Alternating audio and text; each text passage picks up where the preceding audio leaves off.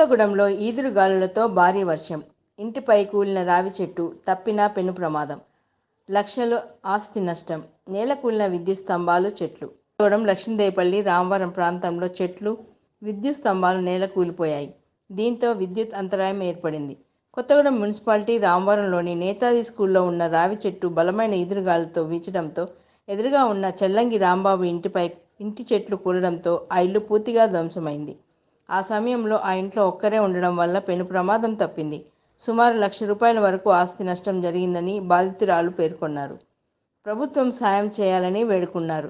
Kothagudem municipal commissioner శేష ఆంజనేయులు సంఘటన స్థలాన్ని చేరుకొని వివరాలు తెలుసుకున్నారు.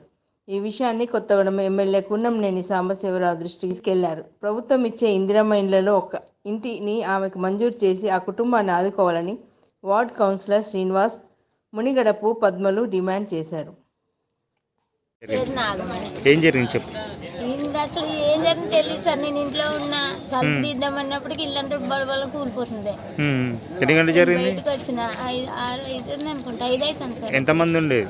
నేను ఒక్కదాన్నే ఉన్నా. ఇప్పుడు గంట క్రితం వచ్చినటువంటి బీభత్సమైనటువంటి గాల్దుములో నేతాజీ స్కూల్ ముందు ఉన్నటువంటి చొల్లంగి రాంబాబు ఇల్లు, అందులో భార్య, భర్త, తర్వాత కోడలు, 2 కొడుకులు, చిన్నపిల్లలు ఉంటారు.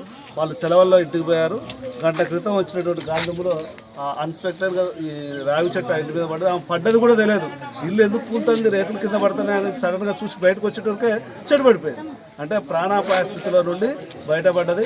ఇంటి ఆస్తి నష్టం జరిగింది. కాబట్టి ప్రభుత్వం వారు కమిషనర్ గారికి తెలియగానే ప్రభుత్వం వెంటనే స్పందించి ఆమెకు జరిగినటువంటి నష్టాన్ని భర్తీ చేయాలని ప్రభుత్వాన్ని డిమాండ్ చేస్తుంది. సుమారు ఎంత జరిగింది?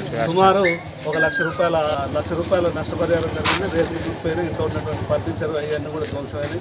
కాబట్టి ప్రభుత్వం వెంటనే స్పందించి ఆ నష్టాన్ని, ఏదైతే నష్టం జరిగిందో ఆ నష్టాన్ని భర్తీ చేయాలి. అదేవిధంగా ఉన్నటువంటి వాళ్ళు ఎవరైతే ఉన్నారో వాళ్ళు వికలాంగులు, కోడలు కానీ కొడుకు కానీ వాళ్ళు వికలాంగులు, 2 భార్యాభర్తలు. రేపు ప్రభుత్వం ఇచ్చేటువంటి ఏదైతే ఇందిరమ్మ ఇల్లులు ఉన్నాయో దాంట్లో ఒక ఇందిరమ్మ ఇల్లు మంజూరు చేసి కుటుంబాన్ని ఆదుకోవాలని చెప్పేసి, అదేవిధంగా సాంబశివరావు సార్ దృష్టికి కూడా, మా కూనంనేని సాంబశివరావు గారు స్థానిక ఎమ్మెల్యే దృష్టికి కూడా తీసుకెళ్ళాం. సార్ వెంటనే స్పందించి కమిషనర్ గారిని ఇక్కడ పంపారు. కాబట్టి దయచేసి ప్రభుత్వం ఆదుకోవాలని డిమాండ్ చేస్తాం.